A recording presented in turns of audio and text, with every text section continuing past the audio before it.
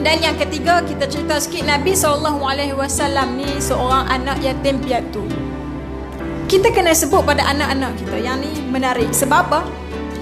Nabi Muhammad SAW, dia diuji, baginda diuji daripada kecil. Sedih Nabi ni, diuji daripada kecil sampailah Nabi meninggal dunia. Sedih tuan-tuan. Kadang kalau kita rasa letih sangat dalam hidup ni, adik-adik tengok sejarah Nabi. Kalau kita rasa sedih, tengok Nabi lagi sedih. Nabi lahir tak boleh tengok ayah dah meninggal dunia. Tak ada nak besar, kecil lagi mak pula meninggal dunia. Tak ada mak, tak ada ayah. Tak ada mak, tak ada ayah. Lalu Nabi ni diberi untuk dijaga oleh tok wannya yang nama Abdul Muttalib. Nabi ni pun menumpanglah kasih tok wan dia ni.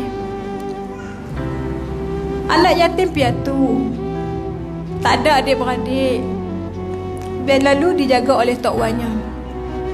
Baru nak rasa bermanja, nak rasa kasih, nak rasa seronok, nak rasa disayangi oleh tok wannya tadi.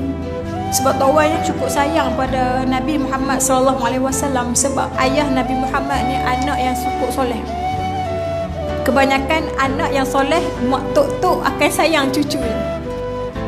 Tak tahu, tanya tok-tok sini ya, yang ada pengalaman. Jadi nak cerita kata Abdul Muttalib sayang kepada Nabi Muhammad SAW. Tapi tak lama adik-adik, tak lama pun Nabi ni baru nak menumpang kasih, nak bermanja dengan tok wan ni. Baru dapat kasih sayang, kenal, dah besar sikit, kecil lagi, nak bermanja dengan tok wan yang Abdul Muttalib. Tapi tak lama kemudian Allah mengambil dia menjemput tok wannya kembali ke rahmatullah. Tuan-tuan, gelap dunia tuan-tuan. Ni tak tahu nak berpaut kat mana ni. Tak tahu ni nak cari siapa nak berpaut ni. Sedih. Adik-adik, kalau kita bayang hari ni kita ni rasa kuat pun sebab ada sayap yang kuat kiri kanan, mak dan ayah kita. Ni kalau hilang mak ayah ni habis tuan-tuan. Jadi itu Nabi Muhammad SAW, anak yatim piatu. Setelah itu Nabi diberi jaga oleh pak menakan dia yang nama Abu Talib. Sejak inilah Nabi mula berdikari. Ketika itu Nabi berumur 8 tahun. Nabi berdikari sejak dari kecil. Umur 8 tahun Nabi dah mula berdikari. Allah uji Nabi satu demi satu. Diambilnya orang yang sayang, dan apa-apa yang boleh menjaga Nabi, Allah menjemput kembali ke rahmatullah. Allah uji Nabi daripada kecil. Nabi ni susah susah. Hidup pula dengan Abu Talib, pak menakan Nabi pun orang yang susah. Tapi Nabi mula pada itulah Nabi berdikari. Seolah-olah Allah nak tarbiyah Nabi, cukup. Telah sampai masa pada kamu ya Muhammad, kamu boleh berjalan sendiri atas dunia ni dengan berdikari. Sebab apa Allah uji Nabi SAW? Sebab Allah nak bina karakter Nabi ni daripada kecil. Bina jiwa Nabi menjadi jiwa yang kuat. Sebab apa? Sebab besar Allah pilih Nabi nak jadi orang yang besar. Sebab itu adik-adik, kalau kita diuji waktu susah, kita kena sujud syukur. Sebab ini satu tarbiyah, satu jalan Allah nak bina diri kita menjadi jiwa yang kuat.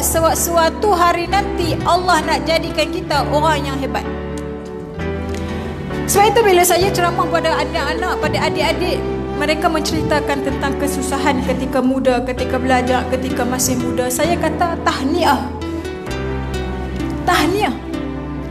Anda pasti akan jadi hebat sebab anda telah diuji oleh Allah ketika muda. Allah nak bina karakter orang muda daripada sifat yang kebanyakan anak-anak muda, tapi Allah nak bina bagi kesusahan, bagi ujian waktu muda, zaman remaja lagi, sebab Allah nak bagi jiwa dia jadi matang, jadi kuat, jadi jiwa yang besar, sebab dia nak akan jadi orang yang besar. Seperti mana kisah Nabi Yusuf alaihissalam. Nabi Yusuf Allah uji daripada kecil, dikhianati adik-beradik sendiri, buang dalam telaga. Pikir logik akal, pasal apa? Zalim sangat pasal itu. Sejarah Nabi Yusuf. Rupa-rupanya Allah nak bagi dia ni, bila besar Nabi Yusuf ni jadi raja. Ni nak bagi jadi orang hebat, bukan orang cikai-cikai duduk melengung kat belakang saja. Dah. Nak bagi orang ke hadapan tu, bagi orang yang hebat. Sebab itu Allah bagi ujian daripada kecil. Subhanallah. Sebab itu adik-adik yang ada ujian dalam hidup, alhamdulillah. Ini satu jalan kita nak bina diri kita jadi orang yang kuat.